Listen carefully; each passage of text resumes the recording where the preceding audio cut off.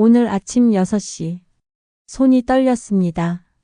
프라이팬을 잡은 오른손이 계속 떨려서 계란이 제대로 안 깨지더군요. 저는 올해 68살. 파킨슨은 아닙니다. 그냥 긴장이에요. 며느리 눈치 보는 게 이제 몸에 배어버렸거든요.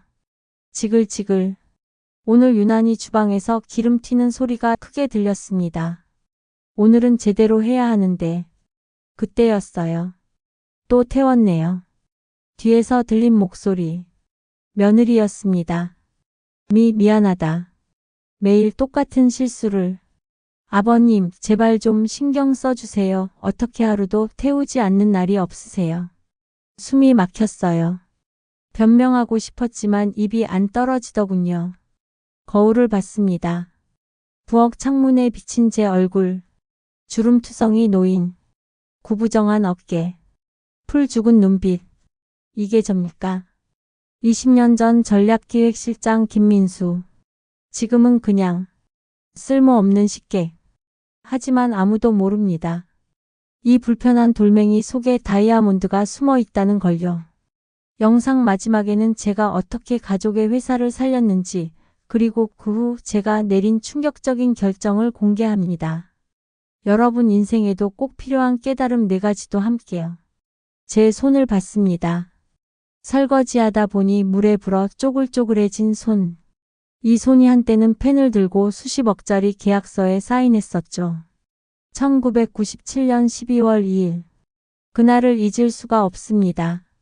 사장실 문을 열고 들어갔을 때 코끝에 와인 향이 났어요. 비싼 레드와인이었죠. 김 실장. 사장의 목소리는 평소와 달랐습니다. 차갑더군요. 명예퇴직 대상자 명단입니다. 확인해 보시죠. 서류를 받았어요. 손이 떨렸습니다. 그때도 이렇게 떨리더군요. 첫 번째 이름. 김민수. 제 이름이었습니다. 사장님, 제가 20년을 회사가 어렵네. 자네도 이해하겠지. 그게 끝이었어요. 20년 충성이 단 30초 만에 정리됐습니다. 엘리베이터를 타고 내려갈 때 다리에 힘이 풀렸어요. 로비 바닥이 평소보다 훨씬 멀리 있는 것 같았죠. 밖으로 나오니 찬바람이 얼굴을 때렸습니다. 12월의 서울. 차가웠어요. 그날 저녁 집에 갔을 때 아내가 된장찌개를 끓이고 있었어요. 구수한 냄새가 났습니다. 여보, 일찍 왔네? 응. 무슨 일 있어? 말이 안 나왔어요. 식탁에 앉아서 한참을 그냥 앉아 있었죠. 여보? 회사에서 잘렸어. 숟가락 떨어지는 소리가 들렸습니다. 그날 밤 아내가 울었어요. 이불 속에서 소리 없이. 하지만 들렸습니다. 어깨가 떨리는 게 느껴졌거든요. 저도 울고 싶었어요. 하지만 울 수가 없었습니다. 남편이니까. 가장이니까. 그게 시작이었습니다. 지옥 같은 20년이. 퇴직금은 7천만 원이었습니다. 많아 보였죠. 하지만 1년도 안 돼서 바닥났어요. 아들 준혁이가 대학교 2학년이었거든요. 등록금에 생활비에. 그리고 제 재취업은 계속 실패했습니다. 김 선생님, 경력은 훌륭하신데 나이가. 이해합니다. 면접장을 나올 때마다 목이 조였어요. 골목길을 걷다 구석에 앉아서 담배를 피웠습니다. 연기를 내뿜으며 하늘을 봤죠. 나는 왜 이렇게 쓸모없어졌을까? 48살. 젊지도 늙지도 않은 어중간한 나이. 어디서도 원하지 않는 나이였습니다. 2000년 어느 날 아들이 말했어요. 아빠, 나 유학 가고 싶어. 숟가락을 들던 손이 멈췄습니다. 준혁아, 지금 형편이. 친구들은 다 가던데. 김준호도 가고 이재훈이도 가고. 그래도 아빠가 회사에서 잘린 게 내 잘못이야? 왜 내가 피해를 봐야 돼? 가슴이 찢어지는 것 같았습니다. 아내가 나섰어요. 준혁아, 그런 말하는 거 아니야. 엄마는 몰라. 학교에서 애들이 뭘 하는지. 그날 밤 결정했습니다. 남은 퇴직금을 다 털어서 아들을 보냈어요. 통장 잔고를 확인했을 때 83만 원. 그게 전부였습니다. 2005년 봄. 아내가 배가 아프다고 했어요. 그냥 소화불량인 것 같은데 병원 가봐. 검사 결과가 나왔습니다. 위암 3기. 의사 선생님 입에서 그 말이 나왔을 때 귀가 멍해졌어요. 빨리 수술하셔야 합니다. 항암 치료도 병행해야 하고요. 비용이 얼마나? 최소 3천만 원은 예상하셔야 합니다. 없었어요. 돈이. 집을 팔았습니다. 그리고 차도 전세로 옮겼죠. 15평짜리 작은 집으로. 아내는 머리가 다 빠졌어요. 항암 치료 때문에. 어느 날 밤 아내가 말했습니다. 여보, 나 거울 보기 싫어. 왜? 내가 너무 추해졌어. 가슴이 아팠어요. 아니야. 당신은 여전히 예뻐. 거짓말이었을까요? 아니었습니다. 진심이었어요. 머리가 없어도, 살이 빠져도 제 눈엔 여전히 25살의 예쁜 신부였으니까. 2007년 가을. 아내가 떠났습니다. 장례식장은 조용했어요. 사람이 별로 없었거든요. 연락이 끊긴 지 오래였으니까. 아들이 미국에서 왔습니다. 상복을 입은 아들의 얼굴이 딱딱했어요. 아빠. 응. 엄마가. 이렇게 고생하다 가신 거 아빠 책임이야. 아빠가 능력이 있었으면 이렇게 안 됐잖아. 울컥했습니다. 하지만 뭐라 말할 수가 없었어요. 사실이니까. 미안하다. 그 말밖에 못했습니다. 아들은 다음 날 미국으로 돌아갔어요. 그 후 10년 동안 연락이 없었습니다. 혼자 살았습니다. 15평짜리 전세도 빼고 5평짜리 원룸으로 옮겼어요. 편의점에서 야간 아르바이트를 했습니다. 밤 11시부터 아침 7시까지. 어서 오세요. 담배 주세요. 4,500원입니다. 그게 제 하루였어요. 가끔 대학생들이 들어왔습니다. 술 취해서 떠들면서 아저씨 소주 있어요? 죄송합니다. 주류는 밤 12시 이후엔 A 융통성 업계. 융통성. 그 말이 가슴에 박혔습니다. 한때 수십억짜리 계약의 융통성을 조율하던 사람이 이제는 소주 한 병 못 팔아주는 융통성 없는 노인이 됐더군요. 3년 전 어느 날 핸드폰이 울렸습니다. 아빠? 아들이었어요. 10년 만에 처음 듣는 목소리. 준혁아. 아빠 나 결혼해. 그래? 축하한다. 근데 아빠. 부탁이 있어. 알았습니다. 뭔지. 돈이 필요하구나. 아니에요. 그게 아니라 아빠랑 같이 살고 싶어서. 순간 멈췄어요. 뭐라고? 신혼집 얻는데 전세금이 부족해서. 그래서 생각해봤는데 아빠가 우리랑 같이 살면서 집안일 좀 도와주시면 어떨까 해서. 아, 그거구나.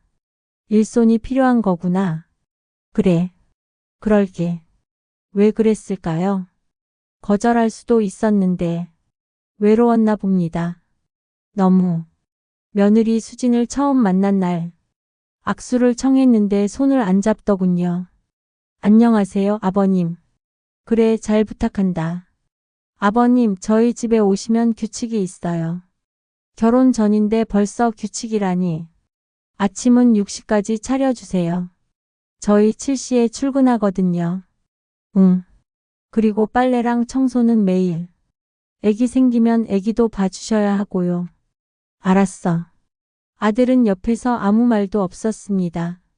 그날 밤 작은 방에 짐을 풀었어요. 3평 남짓한 방. 창문도 작았습니다. 누워서 천장을 봤죠. 이게 내 인생인가. 눈물이 났습니다. 소리 없이 천천히. 아침 5시 30분. 알람이 울립니다. 몸을 일으켰어요. 허리가 뻐근했죠. 부엌으로 가서 불을 켰습니다. 밥을 짓고 국을 끓이고 반찬을 꺼내 놓았어요. 6시 정각. 며느리가 나왔습니다. 아버님, 밥이 너무 질어요. 미안하다. 물을 좀 많이. 매번 말씀드리잖아요. 물 계량 좀 정확히 하시라고. 알았어. 아들이 나왔어요. 신문을 보며 밥을 먹더군요. 저를 쳐다보지도 않았습니다. 오늘 회사 늦을 거야. 며느리에게만 말했어요. 저는 없는 것처럼 설거지를 했습니다. 찬물에 손이 시렸어요. 겨울이었거든요. 그런데 며느리가 다시 부엌으로 왔습니다. 아버님, 이 그릇 기름기 안 빠졌어요. 닦았는데. 다시 하세요. 응. 빨래를 했어요. 청소도 했고요. 2층까지 올라가서 걸레질을 했습니다. 무릎이 아팠죠. 계단 오르내리는 게. 오후 3시쯤 되니 손주가 울었어요. 달래려고 안아들었습니다. 할아버지가 안아줄게. 그런데 더 울더군요. 당황했습니다. 며느리가 달려왔어요. 왜 이래? 아버님이 뭘 잘못하셨어요? 아니, 내가 그냥. 애가 보채잖아요. 제가 할게요. 아이를 빼앗기듯 빼앗겼습니다. 그리고 혼자 방으로 들어갔어요. 침대 끝에 앉아 손을 봤습니다. 주름지고 거칠고 쓸모없는 손. 나는 왜 이렇게 됐을까? 저녁 식사 시간. 가족이 모였어요. 며느리가 말했습니다. 오늘 회사에서 승진 발표 있었어요. 오, 축하해. 아들이 환하게 웃었습니다. 우리 집사람 대단하지? 당연하죠. 둘이 얘기했어요. 저는 그냥 밥만 먹었습니다. 말을 걸 타이밍이 없었거든요. 아니, 말을 걸어도 들을까 싶었고요. 그날 밤 또 울었습니다. 나는 투명 인간인가? 지난달이었습니다. 저녁 식사 자리가 무거웠어요. 아들 얼굴이 굳어 있었거든요. 무슨 일 있니? 제가 처음으로 물었습니다. 아들이 저를 봤어요. 놀란 표정으로. 마치 여기 있었네 하는 표정. 회사가 어려워졌어요. 어떻게? 거래처에서 단가를 30% 낮추래요. 안 그러면 계약 파기한대요. 며느리 얼굴이 새하얘졌습니다. 그럼 우리 어떻게 돼요? 모르겠어. 그 거래처가 매출의 70%거든. 계약 날아가면 회사 망해. 대출은요? 3억이나 있는데. 알아. 그것도 걱정이야. 순간 제 가슴이 쿵 했습니다. 이 상황. 익숙했어요. 20년 전 제가 수없이 처리했던 케이스. 무슨 업종이니? 제 목소리가 나갔습니다. 아들이 저를 쳐다봤어요. 중소제조업이요. 거래처는 대기업이고. 네. 계약서 있니? 왜요? 보자. 아들이 잠시 망설이더니 방으로 들어갔어요. 계약서를 가져왔습니다. 받아들었죠. 20년 만에 만지는 계약서. 종이 질감이 낯설면서도 익숙했어요. 펼쳐서 읽었습니다. 눈이 자동으로 핵심 조항을 찾더군요. 5조 3항. 단가 조정 조항. 8조 1항. 위약금 조항. 역시. 이거 빈틈이 있어. 네? 상대방이 실수했어. 계약서를. 아들과 며느리가 저를 쳐다봤습니다. 처음으로 제게 집중하는 눈빛이었죠. 아버님, 무슨 말씀이세요? 일단 재무제표도 봐야 해. 그리고 거래처 정보도. 그걸 왜요? 협상하려면. 아버님이요? 며느리 목소리에 의심이 섞여 있었어요. 당연했죠. 3년 동안 계란도 제대로 못 부치는 노인이 갑자기 이런 말을 하니까. 나 믿어봐. 한 번만. 그날 밤 서재에 앉았습니다. 아들이 가져다 준 자료들. 재무제표, 계약서, 거래 내역서. 펼쳐놓고 봤어요. 손이 떨렸습니다. 하지만 이번엔 긴장 때문이 아니었어요. 설렘이었습니다. 20년 만에 느끼는 설렘. 숫자들이 눈에 들어왔어요. 패턴이 보였고 빈틈이 보였고 해법이 보였습니다. 아, 나는 아직 살아있구나. 밤을 꼬박 샜습니다. 하지만 하나도 안 피곤했어요. 다음 날 아침 아들을 불렀습니다. 준혁아, 내가 직접 가서 협상하겠다. 아버지가요? 그래. 하지만 나 원래 뭐 했는지 알지? S사 다니셨다는 건 아는데 전략기획실장이었어. 20년 동안. 아들 눈이 커졌습니다. 이런 협상은 수백 번도 더 했어. 나한테 맡겨봐. 며느리가 끼어들었어요. 아버님, 실례지만 그게 20년 전인데요. 지금이랑은 많이 달라요. 사람 심리는 안 변해. 그리고 계약의 본질도. 하지만 위험하지 않을까요? 제가 며느리를 똑바로 쳐다봤습니다. 20년 만에 눈을 마주친 거였죠. 지금보다 더 위험할 게 뭐가 있어? 어차피 망할 거면 한번 해보는 거야. 그날 오후 양복을 입었습니다. 아들이 급하게 사준 거였어요. 거울을 봤습니다. 68살 노인. 하지만 양복을 입으니 달라 보였어요. 등이 펴지고 어깨가 펴지더군요. 이거였어. 내 모습이. 거래처 사무실로 갔습니다. 엘리베이터를 탈 때 심장이 뛰었어요. 하지만 떨림이 아니었습니다. 각오였죠. 문이 열렸어요. 어서 오십시오. 비서가 안내했습니다. 사장실. 50대 중반의 사장이 앉아 있었어요. 누구십니까? 김 사장 아버지입니다. 아, 그래요? 근데 표정이 불쾌했어요. 노인이 온 게 마음에 안 드는 표정. 앉았습니다. 책상 위에 계약서를 펼쳤어요. 단가 인하권으로 왔습니다. 아, 그거요. 30% 깎아주면 계속 거래하죠. 안 그러면 안 됩니다. 단호하게 끊었습니다. 사장이 눈썹을 치켜 올렸어요. 뭐라고요? 계약서 5조 3항. 단가 조정은 쌍방 합의 하에만 가능합니다. 일방적 요구는 계약 위반이에요. 이 사람이. 그리고 계약 해지하시면 8조 1항에 따라 위약금 1억 원 배상하셔야 합니다. 사장 얼굴이 빨개졌습니다. 당신 누군데 나한테 이래? 침착했어요. 20년 전에 제가 돌아온 것 같았습니다. 저는 20년간 S사 계열사 전략기획실장이었습니다. 이런 협상은 밥 먹듯이 했죠. 순간 사장실이 조용해졌습니다. 그리고 한 가지 더. 뭔데요? 우리 제품의 불량률은 0.3%입니다. 업계 최저예요. 다른 업체 쓰시면 최소 5%는 나올 겁니다. 숫자를 댔어요. 정확하게. 귀사의 월 생산량이 10만 개니까 불량률 5%면 5천 개. 개당 단가 5만 원이면 월 2억 5천 손실입니다. 연간 30억. 사장 얼굴이 굳었습니다.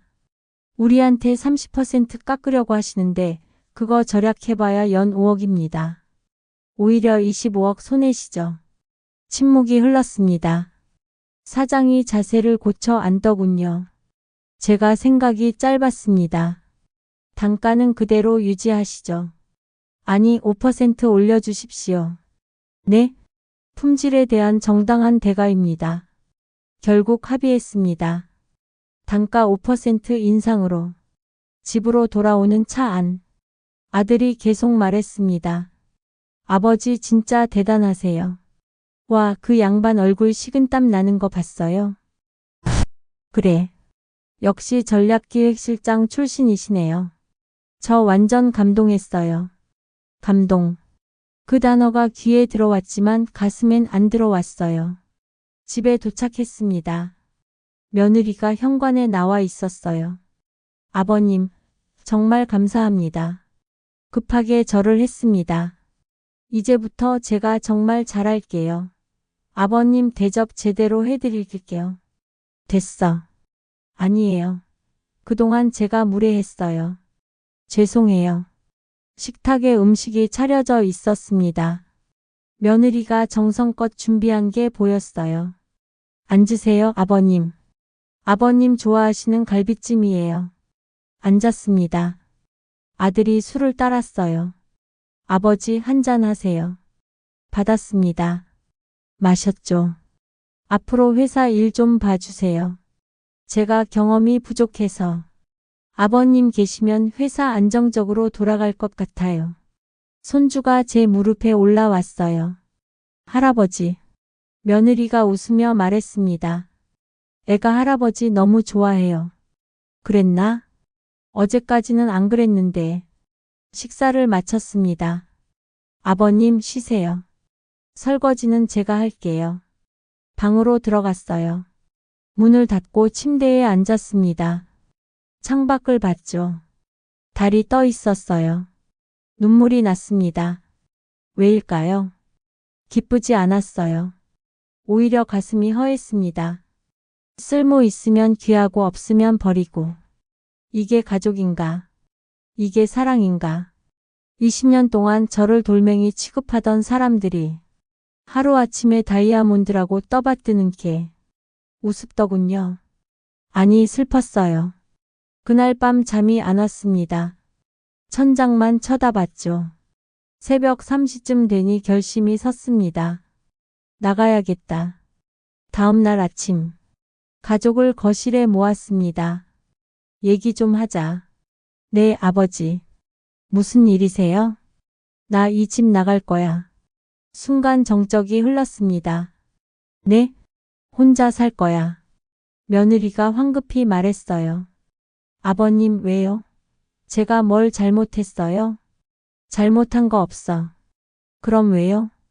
나도 내 인생을 살고 싶어서. 아들이 당황한 표정으로 물었습니다. 아버지 회사는요? 아버지가 도와주셔야죠. 컨설팅 회사 소개해 줄게. 내 후배가 운영하는 데야. 그게 아니라 아버지가. 주녀가 목소리를 낮췄습니다. 너는 나를 언제 아버지로 봤니? 3년 동안 나는 뭐였어? 가사 도우미? 아버지. 쓸모 있으면 귀하게 대하고 없으면 투명인간 취급하고. 며느리가 울먹였어요. 아버님 죄송해요. 제가 정말 잘못했어요. 미안해할 필요 없어. 사람이 다 그래. 일어섰습니다. 그래서 나도 이제 내 가치를 아는 사람들이랑 일할 거야. 아버지 진심이세요? 응. 일주일 안에 나갈게. 방으로 들어가 짐을 쌌습니다. 많지 않았어요. 옷 몇 벌, 책 몇 권. 그게 68년 인생의 전부였습니다. 일주일 후 작은 오피스텔로 이사했어요. 15평. 혼자 살기 딱 좋은 크기. 창문이 컸습니다. 햇빛이 잘 들어왔어요. 책상을 놓고 노트북을 켰습니다. 그리고 옛 후배에게 전화했어요. 김 형님? 그래 나야. 일 좀 하고 싶은데. 형님이요? 나이가 68이면 안 돼? 아니죠. 형님 실력이면. 일이 들어오기 시작했습니다. 중소기업들의 전략 컨설팅. 생각보다 수요가 많았어요. 한 달에 500만 원씩 벌었습니다. 많은 돈은 아니었지만 제 힘으로 번 돈이었어요. 20년 만에 처음으로 어느 날 밤 혼자 라면을 끓여 먹었습니다. 맛있더군요. 누가 시켜서가 아니라 제가 먹고 싶어서 끓인 라면. 창밖을 봤어요. 별이 보였습니다. 서울에서 별이 보이다니 눈물이 났어요. 하지만 이번엔 슬픔이 아니었습니다. 해방감이었죠. 삶의 진짜 무게. 2달이 지났습니다. 아들에게서 전화가 왔어요. 아버지. 응. 잘 지내세요? 그래. 너는? 저. 아버지 보고 싶어요. 침묵이 흘렀습니다. 아버지, 제가 정말 잘못했어요. 3년 동안, 아니 20년 동안 제가 형편없는 아들이었어요. 알아. 용서해 주실 수 있을까요? 눈을 감았습니다. 주녀가 나도 잘못했어. 네? 내가 스스로를 길에 굴러다니는 돌멩이로 만들었거든. 너희만 문제가 아니야. 아버지. 전화 너머로 흐느끼는 소리가 들렸습니다. 밥 먹자. 다음 주에. 정말요? 응. 우리 다시 시작하자. 이번엔 제대로. 네, 아버지. 전화를 끊고 창밖을 봤습니다. 봄이 오고 있었어요. 겨울이 길었지만 결국 봄은 왔습니다. 오늘 새 의뢰인을 만났어요. 60대 사장님. 김 선생님, 저도 다시 시작할 수 있을까요? 나이가. 웃었습니다. 저 68살인데 새로 시작했어요. 60대면 한창이죠. 정말요? 네, 늦은 건 없습니다. 집으로 돌아오는 길, 공원을 지나갔어요. 벤치에 앉아서 하늘을 봤습니다. 구름이 천천히 흘러가더군요. 나는 돌멩이가 아니었어. 다이아몬드도 아니었습니다. 그냥 사람이었어요. 가치를 스스로 정하는 사람. 그게 제 진짜 무게였습니다. 여러분께 꼭 전하고 싶은 4가지가 있습니다. 첫째, 당신의 가치는 타인이 아닌 당신이 정합니다. 남이 뭐라든 상관없어요. 둘째, 68살도 늦지 않습니다. 지금이 가장 빠른 때예요. 셋째, 가족의 사랑도 중요하지만 먼저 자신을 사랑하세요. 그래야 진짜 관계가 시작됩니다. 넷째, 과거의 실패는 끝이 아닙니다. 새 시작의 발판이에요. 혹시 지금 자신이 쓸모없다고 느끼시나요? 아닙니다. 당신은 이미 충분히 가치 있어요. 단지 그걸 모르고 있었을 뿐입니다. 저는 오늘도 누군가에게 희망을 줍니다. 그게 제 일이고 제 삶의 무게입니다. 당신 삶의 진짜 무게는 무엇인가요? 댓글로 나눠주세요. 함께 응원하겠습니다. 구독과 좋아요는 제게 큰 힘이 됩니다.